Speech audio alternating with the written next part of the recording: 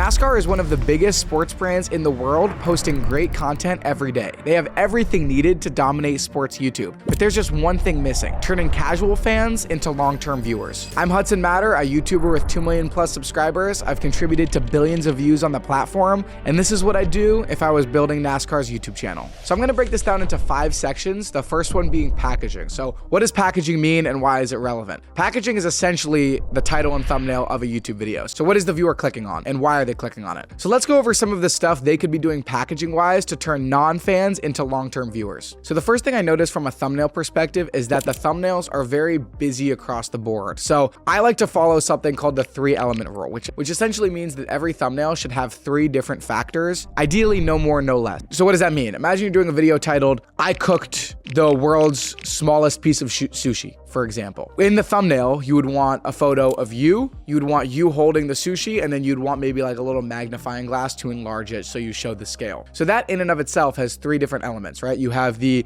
enlargement of the sushi, you have you looking at it close up, maybe you have your eyeball there, and then maybe you even add like a little caption. So that has 3 different elements. I like to follow that rule because it adds a lot of visual clarity without over cluttering the thumbnail and making it too busy and everything. Because essentially the way I see it is thumbnails are what stops a viewer from scrolling, and the title is what makes the viewer click, and we'll get onto titles in a second. But if the thumbnail's busy, the viewer, especially if you're a casual viewer, which is, you know, who we're trying to attract, they're gonna get very confused and they're not gonna be interested in it because they're not gonna know what's going on. And so I think NASCAR is falling into this a little bit. And one other thing too to mention about titles working with thumbnails is that you want them to play off of each other. So let's take that tiniest sushi video example. You would want a caption on that. And let's say the title of the video is "I cooked the world's tiniest piece of sushi." You don't want that caption on the thumbnail to then say "tiny sushi," because it's not adding any value to what that title is. And so you want every thumbnail to provide extra context and work with the thumbnail rather than it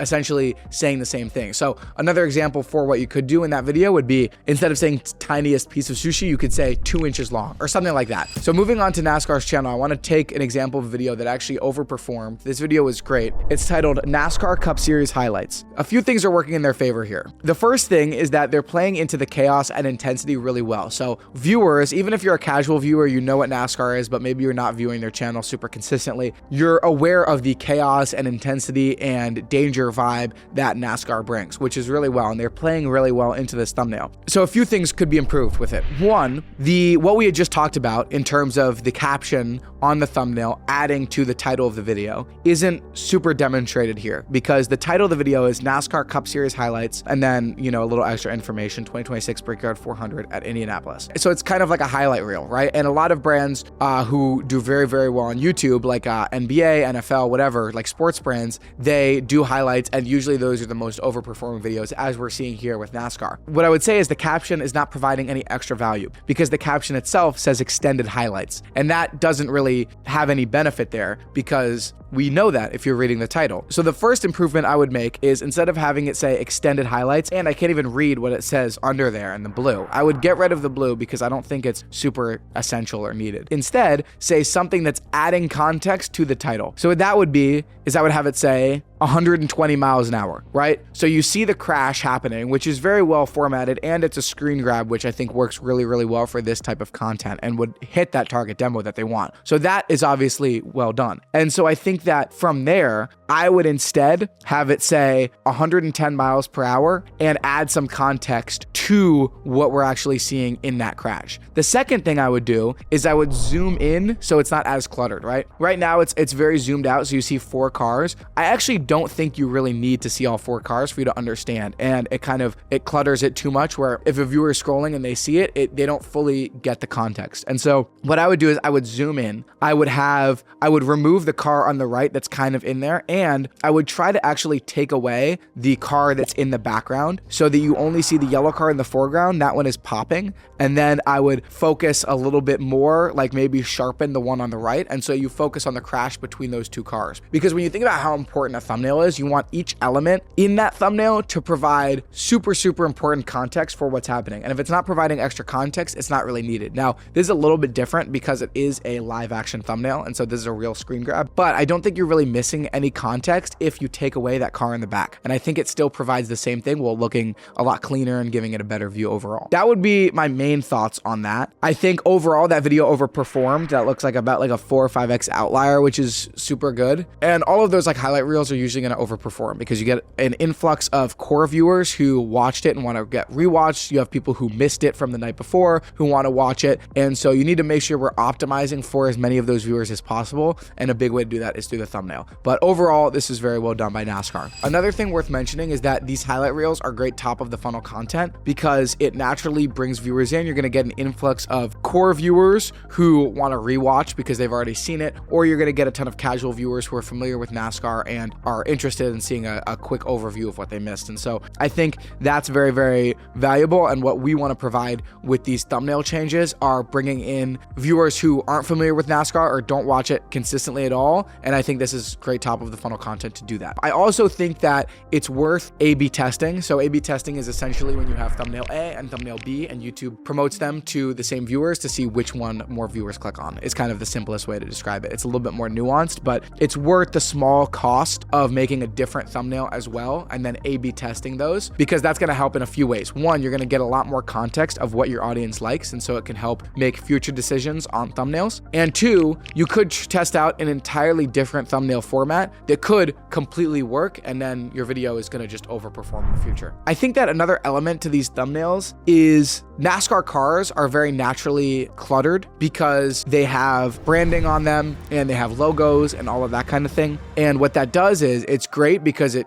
is a great visual tool to use because it naturally hooks people in, but it can naturally clutter the overall thumbnail. And so it's another reason why I really want to follow this 3-element rule, is because as much as we can declutter it around it, it makes that branding stick out, which can hook those viewers. And the 3-element rule really comes down to how fast viewers are choosing which video to watch, right? You want to optimize, not to get too into YouTube terminology here, but you want to optimize for suggested traffic. That's how you get a lot of views. And that is basically when you're seeing the up next page, right? So if you're currently watching a video and then you have all the other videos that are being suggested to you. And so if you think about a YouTube viewer on TV, which is huge for watch time, especially for a channel like this, or even on a, basic phone, if I'm, scrolling on YouTube here and I have a video here and there's tons of videos below, I might see 5-10 videos at once and I can choose which one to watch. And the benefit of having a decluttered thumbnail is that you can stand out to those viewers more. And that's really the game is standing out to those suggested viewers. That's how you're going to really hook those casual viewers in. And so I think that the main issue here is that the thumbnail and title aren't really working with each other. And that is the best way you can get a new viewer to click on your videos. Moving on, I want to go over a video that has a ton of potential to get views, but didn't, and actually underperformed. And I think I know the reason why. And it has to do with a combination of the title and thumbnail and the overall idea, which encompasses the packaging. So this video, NASCAR Snack Wars, America versus New Zealand. First of all, I think it's a really cool idea overall. I think it works very well because it can easily expand to those new viewers, while also, if you're interested in NASCAR, you're going to keep those viewers in. And so I think it appeals to a very Gen Z audience, which a lot of brands want to hit because that's the next generation of viewers. And this is the exact type of video that can hit those fans. And so I think this is great. I have a few different thoughts on it. One, it hits that younger demographic of viewers. So people aged maybe 10 through 18 to 20, my age. What I will say though is I think there are some things that could be improved to make sure we hit more of those viewers. So the first thing is a title improvement. I want to pivot there for a second. So NASCAR Snack Wars, America versus New Zealand. I want to get into one of my favorite topics on all of YouTube, which is outliers. We'll talk a little bit more about that later, but essentially an outlier is when you know what audience you're going for in a video and you find an overperforming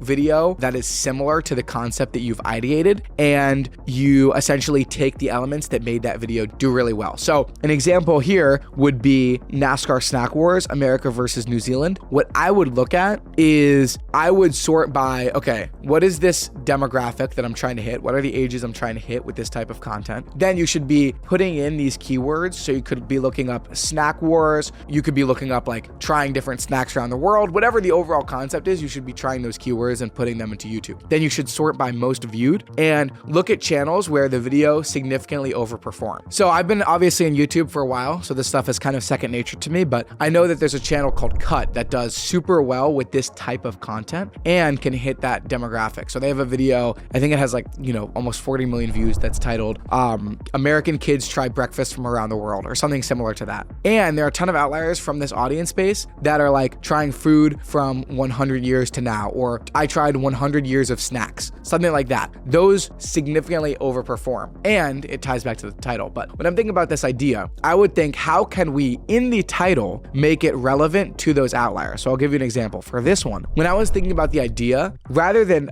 NASCAR Snack Wars, America versus New Zealand, there's less proof that that idea would do well. There's more proof that a video titled NASCAR Drivers Try Breakfast from Around the World, or Try Snacks from Around the World, versus it being America versus New Zealand. It's hard to find specific outliers based on that. And a big way YouTube serves YouTube videos to wider audiences is based on the actual title and how much it's relevant to other videos. That's why you see channels who take like specific titles from other channels. That's why a lot of times they overperform, even if they weren't the first person to do it. And so I'm not saying obviously copy an exact video, but if you take some heavier inspiration from the titles, I think this video could have gotten a lot more views. So what I would do specifically is title it NASCAR Drivers Try Snacks from Around the World. You can keep the same video, but I would repackage it to NASCAR Drivers Try Food from Around the World, or Try Snacks from Around the World. Then I want to move on to the thumbnail. So how we can make sure the thumbnail matches the title. I think right now it goes back to, the thumbnail being a little bit busy.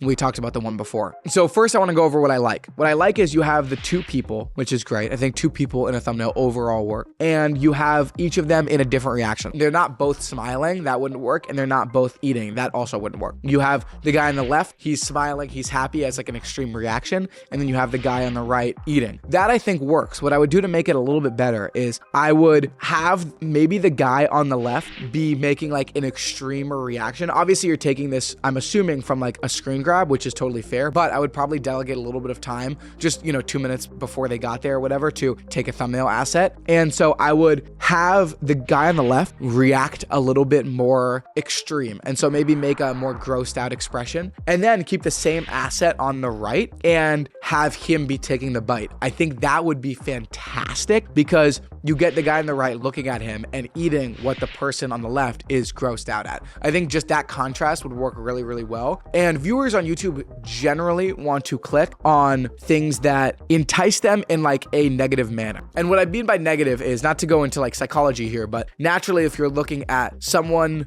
be upset about something and someone being happy about something, you're probably going to be more naturally enticed about someone being upset at something. And so the more you can play into that grossed out element or that upset element in a fun way, obviously, I think that would work really, really well. And so that would be my main thought. I also think that this versus sign isn't totally necessary with this new upgraded title. And so you have the bag of ruffles on the left, but on the right, we don't know what it is, because it's a New Zealand snack, I'm assuming, which is totally fair. However, I don't think we don't know what it is as viewers in a good way. I think we don't know what it is as like a confused way. And so what I would do is I would find, even if they didn't try it in the video, I mean, ideally they did, but I would try to find the most extreme looking New Zealand snack and enlarge it a little bit, and then have a more mainstream snack on the left than Ruffles be on the left, and enlarge that one as well. Because the most important thing is viewers see something that they're, familiar with. And so you can just do research on this, but probably it would be like Doritos or whatever. And then on the right, you would enlarge it and make it like something crazy looking. And to add on to that, in general, extreme reactions usually trigger heavy emotional responses from viewers more than super positive reactions. So what I would do is I like him on the left reacting, but what I would do is I would test more of that extreme reaction that I was talking about as an A/B test and kind of run that to see, because that's, the best way is to collect data on that. The way that the flags are currently portrayed in a thumbnail don't totally follow that 3-element rule. Even though it's essential context to the video, it doesn't fully follow that 3-element rule. And if anything, it takes away from those reactions of the drivers themselves, which is the main thing that will drive viewership. So what I would say is I would actually take away that from the background, because it does clutter it overall. And this is moving on to another point, which is is that anytime you have like a brand or a logo in a thumbnail, you want it to be providing context. So the Ruffles bag and the chip brand from New Zealand, obviously you need those logos in there because it's providing immense context to the video. But with the hats that they're wearing, it's not really providing any context for what the video is about. And so viewers and potential customers are going to not be super engaged in that, and they're not going to click because of the hat logo. And so for that reason, I would remove it. And what I would have instead is I would actually put a flag on each of their hats. That is the flag that they're from. So I would have, you know, on the left, it's an American flag, and on the right, it's a New Zealand flag. I think that could work really well as long as it's enlarged. It sounds crazy. I don't want to actually see it out. This is what it looks like. We'll show a little pop-up, but I think that could really work well where you still get that same overall context, but it declutters it a little bit. Overall, this was a very good idea. I think more stuff like this can really work if, you know, the packaging is readjusted a little bit. So that pretty much covers packaging as a whole. Overall, doing really good work with the videos themselves. We just want to adjust those titles and thumbnails to make sure it can hit as many potential customers as possible. The next section is positioning. So what that means is how the content is portrayed when you click on their channel. They actually do a really good job with this because made for YouTube is one of the first things shown, and that is obviously the top of funnel content. So they're using that to hook the viewers in, which is great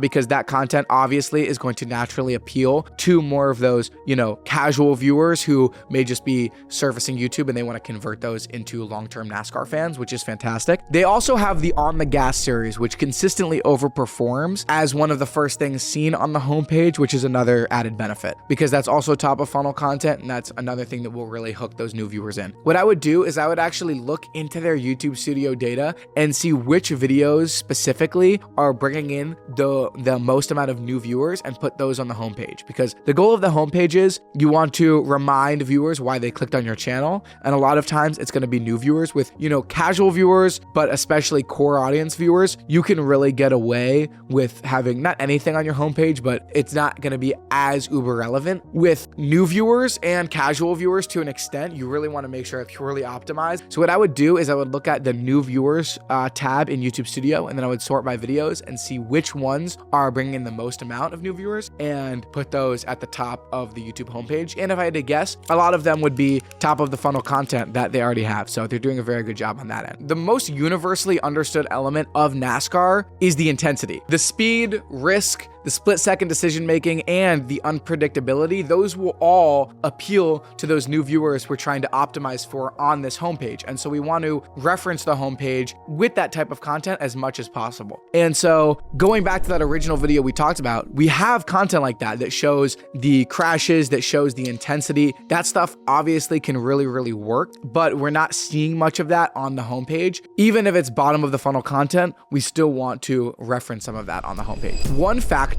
that I think could be super utilized here is owning that unpredictability element that F1 doesn't necessarily drive into. And so I think that you don't necessarily need to know the names of the drivers. You don't necessarily need to have context for the specific race that we're referencing. You can just show the overall thumbnail and with an interesting title. If we're showing those type of videos, which, you know, NASCAR already has on the channel, on the homepage, I think that's how we can really rope new viewers. The next section is format. So what is a video format? It's essentially consistent videos that you're doing that are all similar to each other. So an example would be like Mr. Beast's $1 versus XYZ cool experience. So like a $1 versus $1 million plane ticket, and then $1 versus, you know, $500,000 island, whatever it is. You know, the first one did really well, and so then he does multiple, and those are honestly usually taken from outliers, going back to that original packaging point. NASCAR does this really well. What they currently have is they have the made for YouTube section. So that's, like we said before, top of funnel content. And that is, you know, content that seems to be,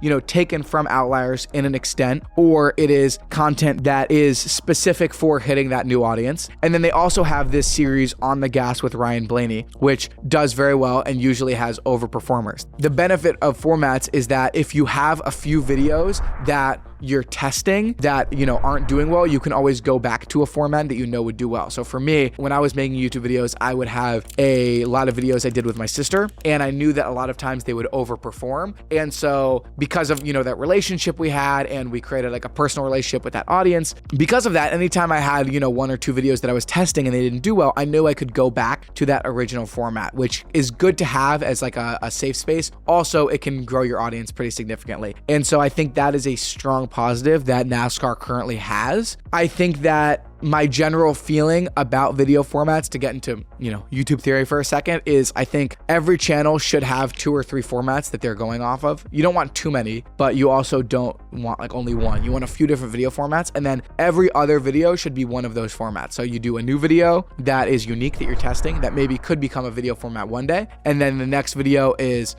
a specific format that you do. This is pretty relevant to any niche, whether it's entertainment, education, whatever it is. Anyway, going back to NASCAR specifically, I think they really do own these formats. One idea I have for them is that they have the, full race replays, which is great. They're basically like 2-3 hour videos. They're full replays. And they also have extended highlights, which are essentially 20 to 30 minute cut down versions of these, full replays. What I think they should do is they should add a top 10 section. So it's the same content. It's no extra filming or anything like that. And what it should be is you should be taking from outliers, because top 10 is a great format on its own. I'm a big believer in general of channels taking from outlier formats, so not individual videos like we talked about before, but total formats. So a top 10 would be an example of that, and then making it their own. And so I think they should have like a top 10 section per race replay. I think that would be a great way to make, even if it was like 8 to 10 minutes, which can hit a whole new audience, right? Another thing that, not to go too into the nuance of YouTube here, but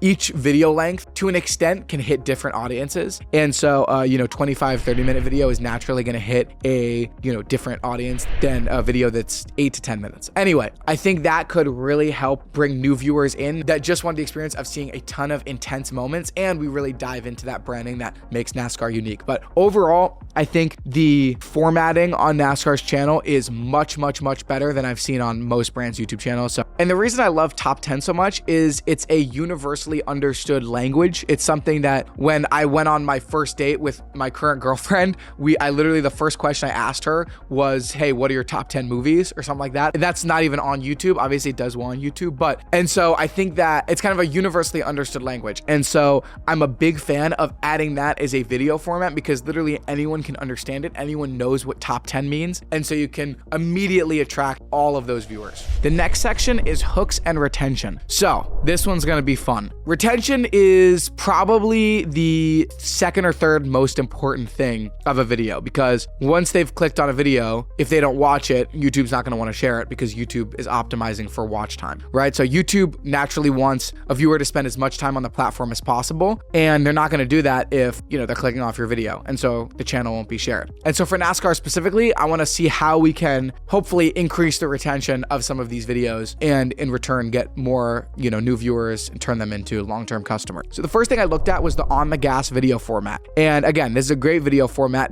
but the main thing I could improve is they didn't start the video, meaning get into like the juicy stuff that actually, makes the majority of the content, until about 40 seconds into the video. And I would want to start it within 10 seconds. And so the way I think about intros is this. I think about intros in the way of the 10, 30, 60. And so I'll kind of go over this briefly, but what I mean by that is, what is happening in the first 10 seconds, the first 30 seconds, and the first 60 seconds. So in the first 10 seconds, basically you explain what is actually happening in the video. So like, what are you doing, right? So for this video, this is how they started the intro. Just gonna tell you this. On the gas, the Ryan Blaney on NASCAR, it's gonna be a crazy episode, because I was in here screaming like a little girl. So the way I would start it is I would say, hey, I'm Ryan Blaney, I'm a NASCAR champion, and today Weston Chaplin's driving 180 miles an hour in this car. Then you show 3-4 seconds of him actually riding it and have like a little upcoming caption. And so this does two things. One, you get into the video immediately without providing any extra unnecessary context. And two, you give the viewers a little sense of what's gonna happen later, so they're more likely to wait till the end, right? So that's the first 10 seconds. Then what happens in the first 30 seconds? This is when you actually get into the video. So you provide a little bit of the beginning of the story, story. So you have Ryan meeting him in the beginning, that they have, but they don't do it early enough, I don't think. And so they meet in the beginning. They're like, what's up? How are you doing? You excited to do this? Then you get into maybe a little bit of his fears beforehand, and then you reference what's going to happen at the end one more time. So that's what we call retention re-engagement. So you want to do a few of those in the first, 30% of the video to keep the viewers hooked. Then you don't really have to at the end of that. So those are some of the main ways I think they could improve the retention of the videos immediately. Overall, fantastic work I think they're doing on this format, and the overall video is very entertaining, but the hook is really how they'll rope in those new viewers and keep them watching. So that's how they can really master the hooks, and they can do this across all of the different video formats that they have. This isn't specific to,